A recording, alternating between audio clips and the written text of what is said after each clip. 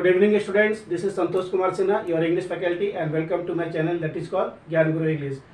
आज हम एकदम बेसिक लेवल से एकेडमिक वालों के लिए हम इंग्लिश ग्रामर लेके आए हैं जो कि बहुत ज़्यादा यूजफुल होने वाला है 1 से लेके एकदम 10th और 12th तक एकदम बेसिक इंग्लिश।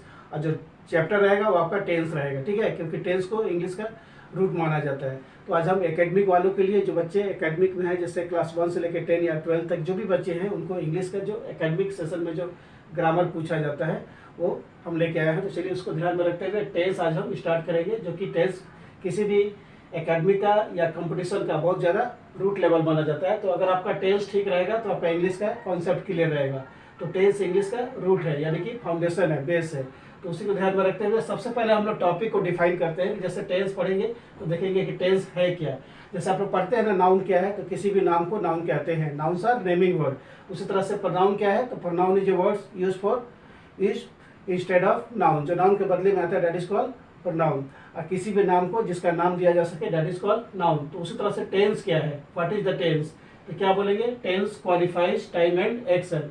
एक बार और ध्यान से देख लेते हैं टेंस है क्या। Tense qualifies time and action, यानी कि दो चीज का पता चलता है हमें टेंस से, एक तो टाइम और एक्शन मतलब वर्क, यानी कि कौन सा काम किस टाइम पे होता है। दो ही चीज दिखता है, टाइम प्लस वर्क, कौन सा काम किस वक्त होता है। तो उसी को ध्यान में रखते हुए इसका कुछ एग्जाम्पल है। जैसे एग्जाम्पल नंबर 1 में बोलता है he reads the book eight night. तो क्या करता है, रीड करता है, तो रीड्स हो गया उसका एक्शन। और कब किताब पढ़ता है, नाइट में, तो इसका टाइमिंग हो गया, this is the timing of reading his book. तो दो चीज दिखता है आपको कि reads the book eight night, तो रीड्स हो गया एक्शन यानी कि वर्क, और कब पढ़ता है, नाइट में, तो टाइमिंग हो गया। बस दो ही चीज दिखता है टेंस से, टाइम प्लस वर्क। दूसरा बोलता है हम लोग को children go to school in the morning. So what do children do, they go to school, वो लोग जाते हैं, तो जाने का काम वर्ब हो गया। और कब, इन द मॉर्निंग टाइम, तो सुबह में वो लोग स्कूल जाते हैं। तो टाइम प्लस एक्शन दोनों दिख रहा है। थर्ड में बोलता है she sings a song at night. तो क्या करती है, सिंग्स करती है, यानी कि गाना गाती है, कब, फिर नाइट में। तो नाइट हो गया टाइमिंग और सिंग्स हो गया उसका एक्शन यानी कि वर्ब हो गया, ठीक है। फोर्थ में बोलता है दे celebrate the festivals during the day time. तो वो लोग क्या करते हैं, सेलिब्रेट करते हैं, तो ये आपका वर्ब का V1 हो गया, वर्ब हो गया। और कब, तो दिन के टाइम में वो लोग फेस्टिवल को सेलिब्रेट करते हैं, तो ये उनका टाइमिंग हो गया। बस एक चीज ध्यान रखिएगा कि टेंस से दो चीज का पता चलता है, टाइम प्लस एक्शन, कौन सा काम किस वक्त होता है।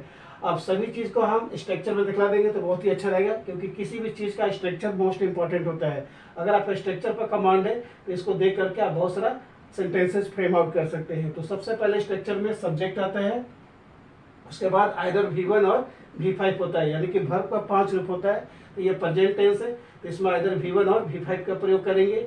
और उसके बाद लास्ट में हम लोग क्या देखेंगे, ऑब्जेक्ट देखेंगे, ठीक है ना। तो सब्जेक्ट प्लस V1 और V5 प्लस ऑब्जेक्ट, तो ये हो गया टेंस का डेफिनेशन। ये 3-4 एग्जाम्पल्स हो गया और ये आपका स्ट्रक्चर हो गया।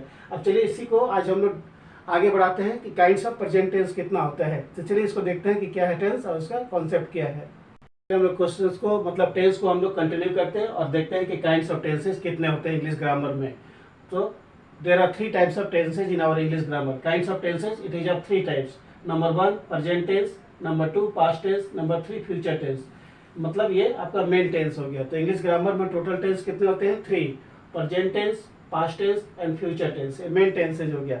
इसको अगर हम डिवाइड करेंगे तो प्रत्येक टेंस 4 होता है। जैसे 4 types of present tense, 4 types of past tense and 4 types of future tense. सब मिला के इंग्लिश में टेंस का ब्रांचेस कितना होता है, 12 होता है।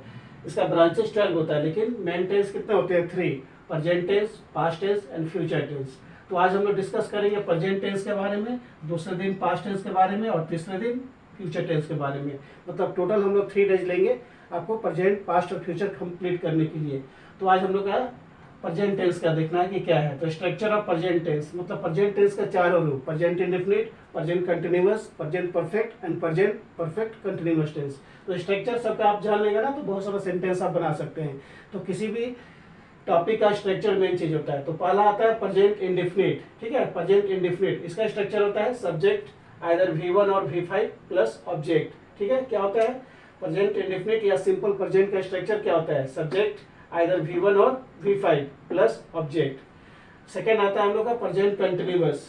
इसका स्ट्रक्चर है सब्जेक्ट प्लस हेल्पिंग वर्ब्स मतलब is, am, are plus V4 यानी कि ING प्लस ऑब्जेक्ट। तो ये आपका स्ट्रक्चर हो गया प्रेजेंट कंटिन्यूअस का। थर्ड में आता है प्रेजेंट परफेक्ट टेंस। इसका स्ट्रक्चर होता है सब्जेक्ट आइदर हैव और has anyone plus V3 plus object, और इसका एक प्लस पॉइंट होता है कि इसमें हम लोग का वर्ब का V3 ऑलरेडी दिया रहता है, ठीक है ना। तो एक बार और देख लेते हैं ध्यान से। सब्जेक्ट होगा आइदर हैव और हैज, दोनों में से कोई एक होगा अकॉर्डिंग टू सब्जेक्ट, उसके बाद वर्ब का V3 प्लस ऑब्जेक्ट, ठीक है। लास्ट में आता है प्रेजेंट परफेक्ट कंटिन्यूअस टेंस। इसका स्ट्रक्चर है सब्जेक्ट आइदर हैव बीन और हैज बीन, दोनों में से कोई एक according to sentence. Subject either have been और हैज बीन, उसके बाद V4 यानी कि ING, उसके बाद ऑब्जेक्ट, उसके बाद टाइम। और टाइम को अगर डिटेल में दिखलाना है तो सिंस और फॉर का हम लोग प्रयोग करते हैं, ठीक है। तो सिंस कहाँ पर लगता है, जब पर्टिकुलर टाइम दिया रहता है, जैसे किसी मंथ्स का नाम रहेगा, कोई ईयर्स का नाम रहेगा, कोई डेज का नाम रहेगा, और कोई पर्टिकुलर टाइमिंग रहेगा, उस केस में क्या लग जाएगा, सिंस लगेगा। और जब हम लोग टाइम का ड्यूरेशन दिखलाते हैं, जैसे बहुत दिन से, लंबे समय से, 2 सप्ताह से, 10 दिन से, उस केस में क्या लगता है, फॉर लगता है। तो इंग्लिश में क्या बोलेंगे, if the point of time is given since is used and if the duration of time is given for is use, जो कि हम पहले बता चुके हैं और आज भी बता रहे हैं। ये हो गया हम लोग का प्रेजेंट टेंस का चारों रूप, present indefinite, present continuous, present perfect and the last one is present perfect continuous tense with आपका स्ट्रक्चर हो गया। तो आप लोग एकदम इसको अच्छा से स्ट्रक्चर को याद रखिए और स्ट्रक्चर को देख के बहुत तरह के सेंटेंसेज आप बना सकते हैं। तो मुझे आशा है कि आपको ये वीडियो पसंद आएगा। Thank you to all of you, good night.